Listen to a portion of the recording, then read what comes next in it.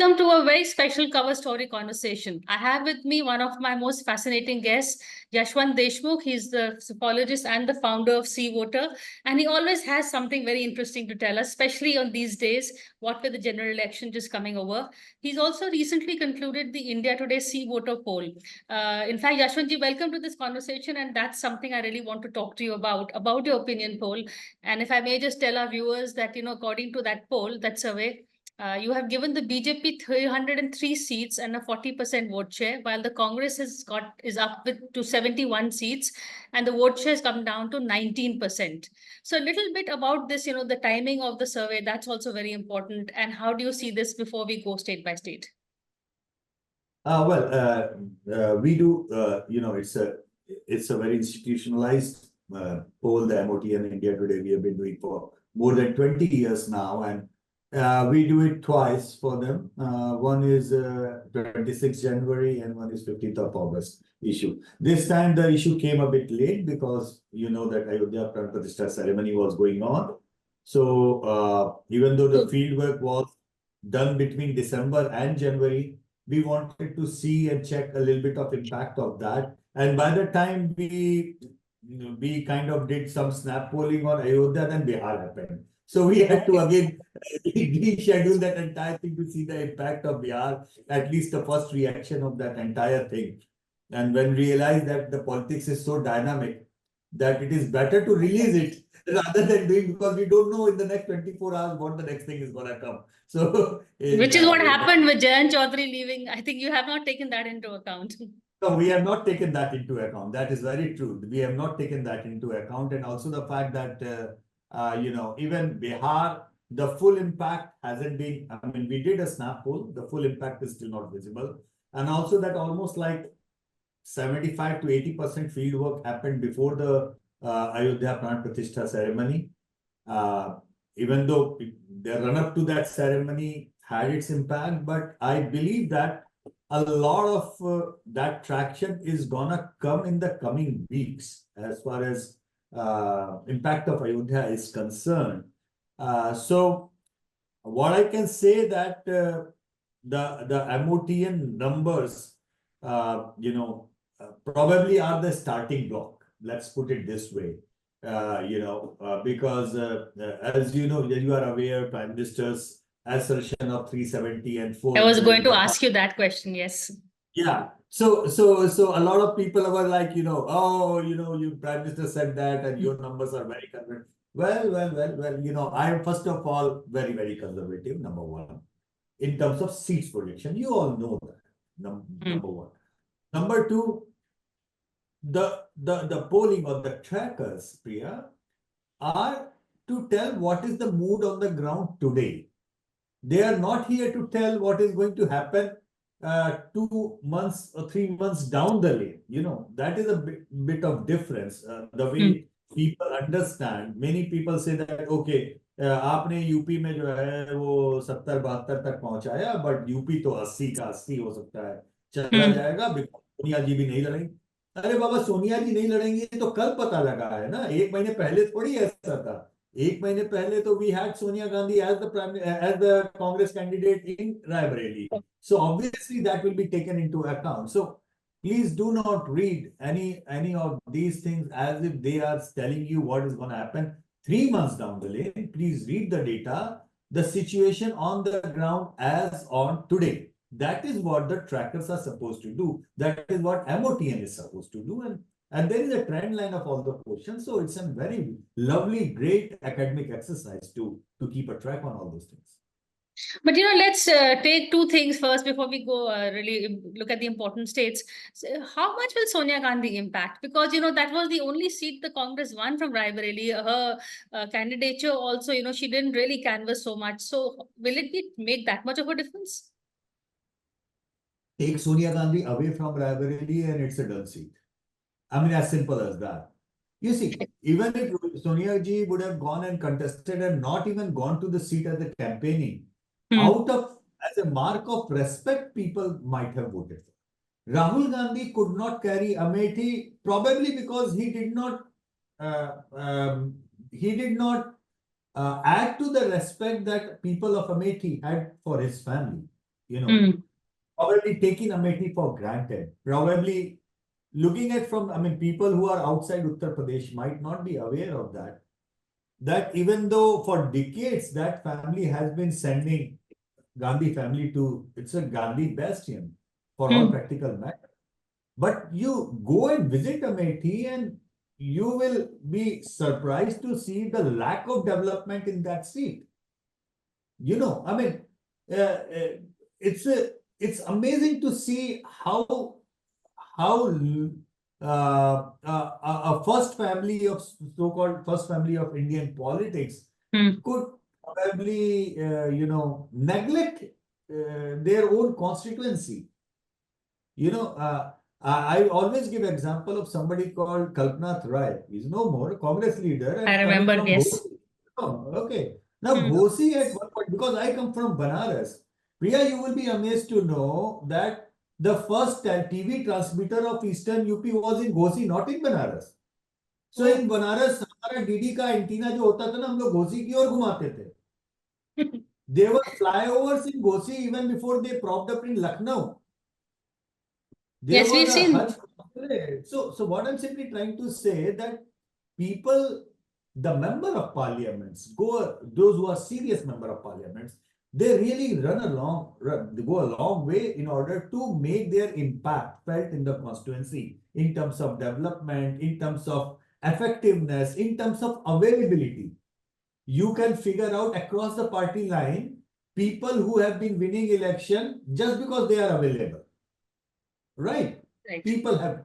So if you are not that much, you will lose Amethi. People out of respect would have voted for Sonia ji. But if she is not contesting, I seriously doubt, even if Priyanka Gandhi decides to contest from Raebareli or Rahul Gandhi shifts Amethi to Raebareli, I will find it really difficult that okay, whatever the mandate was there for Sonia ji would automatically translate to Priyanka or Rahul Gandhi. Very hard to think it like that. Okay. And my second question in response to your opening statement is the temple question. Has Ayodhya peaked? A lot of people, you say that it's going to build up in the coming months. What I'm hearing is the opposite, that the temple has really peaked and now it's only going to be appealing to the converted. Will it win new votes for the BJP is my question. Brilliant point. It's a very good point, and that's precisely what I have been telling. That why the poll is showing almost 3% jump for the BJP in vote share at the national level, but why it is not really converting to those many seats. Because my assertion is with the BJP leaders who have been debating on the channel, off the record, and like that there is very likely chance that BJP might cross 60% vote share in Rajasthan. Right. They might cross 60%. They will certainly cross in Gujarat, but they might cross 60% in Himachal, might cross 60% in Uttarakhand. They are literally going to cross 50% in so many states. That's fine. But when you are crossing, say, 60% in Rajasthan, that doesn't mean Rajasthan will get 26 seats. It has got 25 Lok Sabha seats. You have been 25 out of 25, right? So it is not going to increase the seat. It is going to increase the margins. Increase the margin by significant lot. Okay. But when you say the significant lot, that will kick up the vote share for the BJP in all these states and even at the national level. But with the saturation performance in many states, it might not convert into seats. Now, the seats where BJP might still, does the entire North India is saturation? No, yeah, because BJP won 62 out of 80 in UP. Right. Right now, our MOTN is projecting 72, if I'm not wrong. You can correct me. The last number is 72. Okay. Is that saturation? Even that is not saturation. Actual saturation is 80 out of 80, honestly speaking. Is that impossible? No, it is not. Because if you are crossing 50% vote share mark, it is almost like 1984 vote share of Rajiv Gandhi, who won 80 out of 80. Almost 78 out of 80 or something like that. So what I'm trying to say, in vote to seat conversion, when I convert the vote to seat and the probabilities of that, UP has 5 regions, And if you are in probabilities, you are giving 0 to 1 seats for the opposition, 0 to 2 in each of the region, it automatically reaches to 7 to 8 for the Okay. opposition probabilities. But I am not at all denying the fact that there is a probability of 80-0 sweep. There is a probability of 29 out of 29 in Madhya Pradesh, which I am giving 27. There is a You've probability of left. 11 out of 11. There is a probability. I will not deny that. Yeah, in fact, what your poll has said that the BJP is sweeping Delhi, Uttarakhand, Himachal Pradesh, Gujarat, dominating UP, Madhya Pradesh, all but one. Is that one Kamal Nath seat? Because we are told Kamal Nath may end up joining the BJP. Exactly. That's the only seat which I felt, and another fighting chance. The other day, the 2 seats which I counted on a 0-2 range was Jhabua, you know. Acha Jhabua. And by the time that issue came out, Prime Minister was in Jhabua doing the rally. I mean, I was like, this man is so damn following my poll. Sometimes, it's going to feel like that. But no, it's not. I mean, because I remember 6 months back, I mean, the August MOTN poll, we had red flagged 4 states, Priya. We had a show. You remember we were talking? And we red flagged Karnataka, Bihar, West Bengal, Maharashtra. That's 4 flags that the NDA flag. Look at their operation. Right after that issue came out, the lowest hanging fruit was Karnataka. They went and got JDS, 10% votes in. Karnataka is settled, gone, done and dusted. All right. Then the Operation Bihar came in. Then, I mean, that came in later. But before that, Operation Maharashtra happened. And now, even in Maharashtra, Ashok Chavan has joined. Correct. So, see, slicing and dicing slowly and steady, they are going for each of these 4 red flag states. So Karnataka is done and dusted. Bihar is literally done and dusted. Only thing in Bihar saving grace is that popularity rating of Tejasvi Yadav are amazingly high in our tracker. And I am looking at a possibility where JDS tickets will be very, very weak whenever within the NDA, the JDS candidates are contesting. So it remains to be seen how many candidates contest on the BJP ticket. So the chances of Bihar and Maharashtra are like that. Maximum strike rate from the NDA would be on the BJP ticket. And lower strike rate on the Alliance Party ticket. Certainly JDS is a liability in Bihar for all practical matters. And so are the Shinde Sena and Ajit Pawar. Ajit Pawar a bigger one and Shinde like that. So how many tickets are in ticket distribution? Who is contesting where? These things will come into play. So Maharashtra, they are on operation. Bihar, they are on operation. And then finally, I am telling you, they will go all out in Bengal. All out in Bengal, Priya. And the numbers that we are getting in Bengal, it's gonna be a mayhem. It's gonna be a mother of all battles in West Bengal in this Lok Sabha election. Well, currently our number is TMC 22 and BJP 19 in West Bengal. But I would also like to ask you that, if the BJP has to be stopped, the onus is just not on the Congress in the north. There is also the west and there is, east. There are states like West Bengal, there is states like Maharashtra. These are the 2 states where the India allies can play a role. Do you see that happening, or do you think this Ashok Chavan and defections will? Yes and no, Priya. I mean, see, like I will answer you one by one. I will come on West Bengal later because, as I said, that is the mother of all battle and it needs a different discussion. But say, for example, in Maharashtra, right now, Maharashtra was earlier bipolar thing, right? Bipolar, it became 4-cornered in 2014-15 because everybody contested separately in that assembly election. Then out of the 4, there were 2 splits. Now we have 6 entities in Maharashtra from the 2 fronts. Yeah. All right. The question is, who is where we do not know right now. But we, in the voting intention question, we are asking verbatim, which individual party or leader you feel you are a supporter of, you are going to vote for. So we, for each seat, we get 6 mentions of 6 different parties. I mean, Congress, BJP, Shiv Sena, NCP. That means Shiv Sena, Shinde, and Shiv Sena. They have the symbol. And then Shiv Sena, Uddhav Thackeray, and Sharad Pawar, NCP. Now, for each seat, when we ask the individualistic question, we get these things, and then we mathematically kind of add them up as per the group and then try to figure out the thing. However, what is the unknown thing? What is the X factor? That we do not know which seat who is contesting against whom, which party. And forget about the candidates. Right now, we don't know which party. So there are very classic contradictions in the place. For example, I cannot see two big contradictions. I will tell you right away. We don't know, and we said absolutely I do not see Uddhav Thackeray Shiv Sainik voting for Congress and NCP candidate in order to defeat Modi. Modi, for BJP. I'm talking about Modi. You know, because Ayodhya happened, Modi is the Hindu mascot at the center.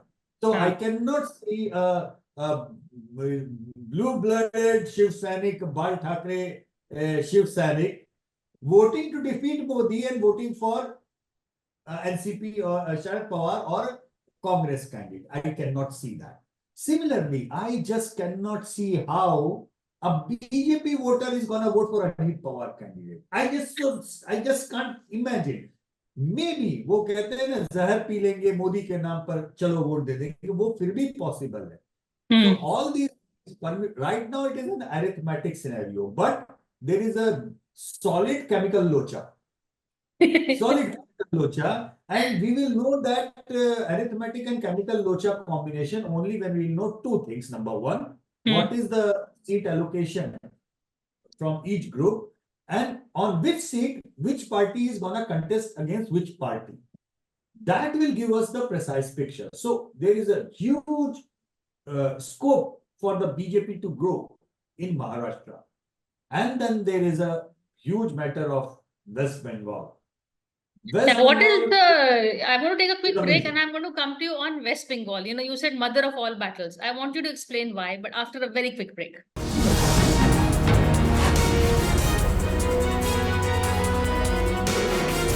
Hello and welcome back to a cover story conversation with Yashwant Deshmukh. We're asking here on his poll predictions for 2024.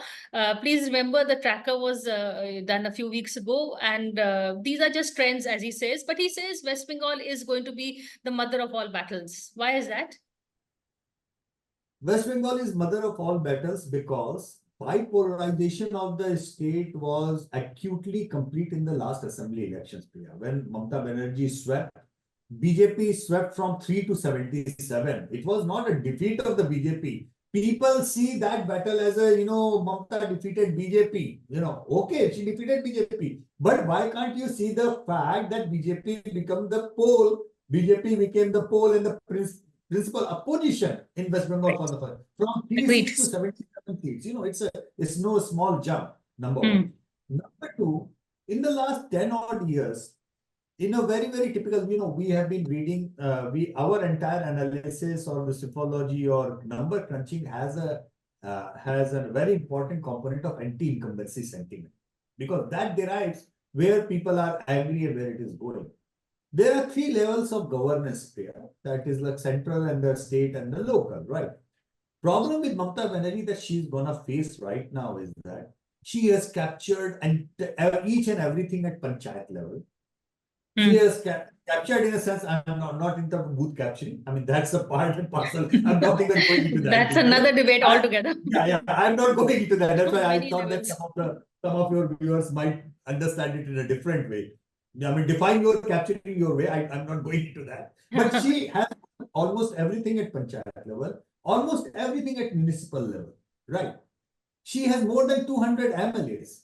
That means state level, MLA level, she has captured. She has majority of the MPs. So what is happening is that there is no safety valve for anger to be diffused.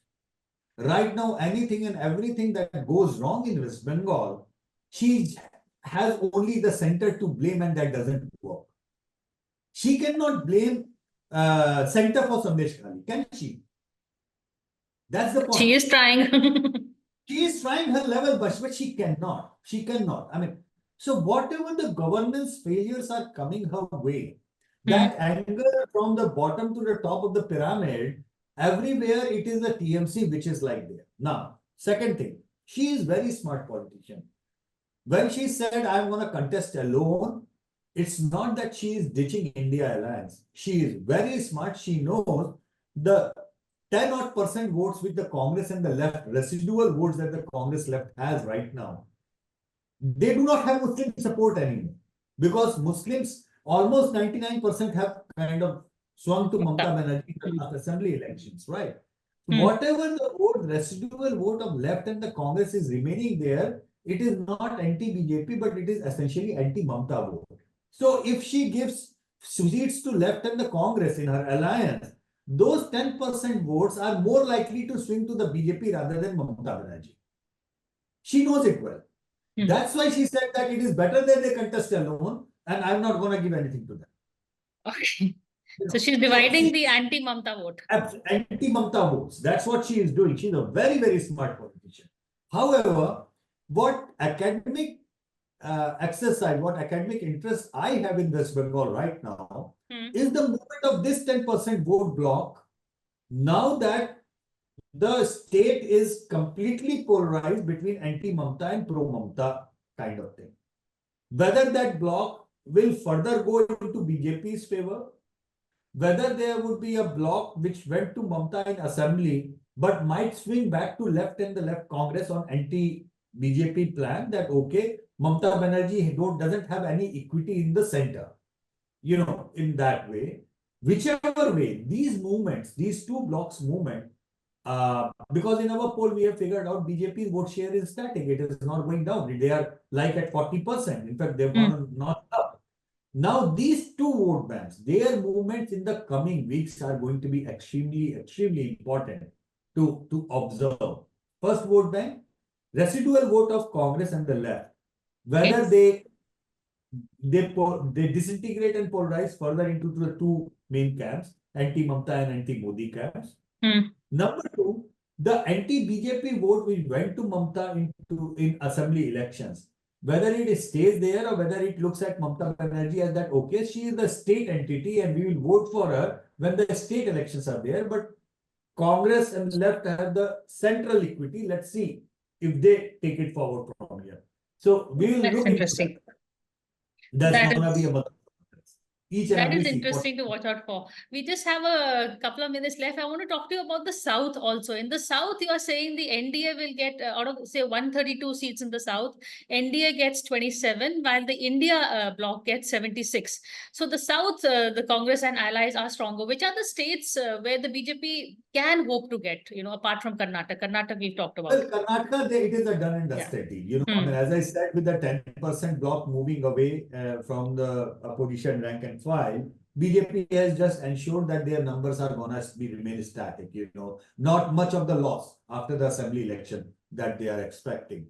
Telangana is interesting where Congress is gaining. Of course, Karnataka also Congress is gaining. They are polling more than 40%. And I wouldn't be surprised if they end up getting 3, 4, 5 seats in Karnataka as well. It depends because as I mentioned, JDS ko kitni seat milegi, that is a thing. I mean, some people are saying 3, some are saying 5. Still no formal announcement as such. We need to look into that detail. Telangana, Congress is gonna gain a lot, no doubt about that. However, Telangana is also an open thing where we are not even talking about the probability of BRS and BJP joining hands. You know, I mean, as if it is not possible, which is pretty much damn possible because BRS guys contested independently in 2009 and right after the polling day, they joined NDA.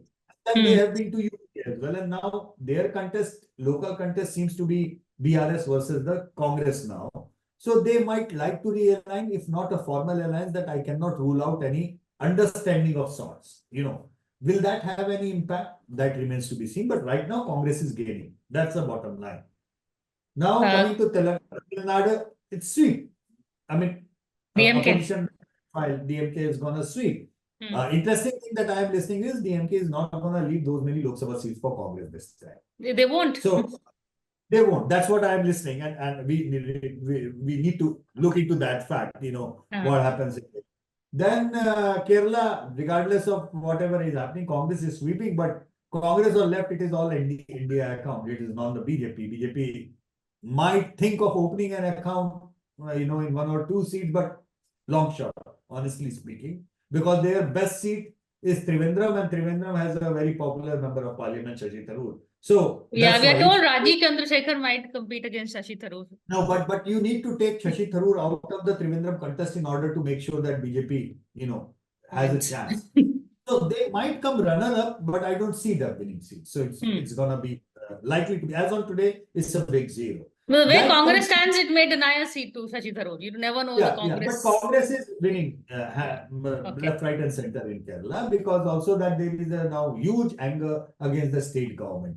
There is a huge anti-incumbency against the state government. Okay. Now coming down to the state of Andhra Pradesh. Now this is neither Congress territory nor BJP territory. And funny thing is that whomsoever wins is gonna go with the BJP. I mean, for all said and done. But our poll is very clearly saying that TDP is having a very clear-cut advantage right now. And at least at the Lok Sabha level, it seems like TDP with Jan Sena. I don't know whether they will be going as an official alliance with the BJP or not. Whatever their thing is, we have heard so much. TDP Chandrababu Naidu went to Pran Pratishtha. He has been meeting the NDA leaders so very often. But I'm also being told that there is a likelihood that they will say that, okay, let's contest alone, and then post-election we will join the NDA in some or other form. So these are the 25 seats en bloc, which might come BJP's way, whichever way, whomsoever wins, might come the NDA way after the elections. So Congress has a good news in Telangana. Congress has good news in Kerala on its own. Two states Congress has good news. BJP has a good news in Karnataka. Andhra is a different territory, and by courtesy of DMK, Congress has a good news in Tamil Nadu. So 3 out of 5 Congress is winning. 1 out of 5 nobody is winning. The others are winning, and 1 is BJP. That's the southern state of the south. Okay. On that note, we're totally out of time, but thank you so much for a quick, overview of the states and the elections. And we're going to have a whole lot more conversations and watch that tracker. Absolutely. But for now, Yashwant Deshmukh, thank you so much. Again, Priya, please tell your viewers, again request them, this is the movement as on today. A week is a long time in politics, and this is the starting block. Race yahan shuru hui hai. Let's see where it goes. Picture abhi baki hai. Okay, on that note.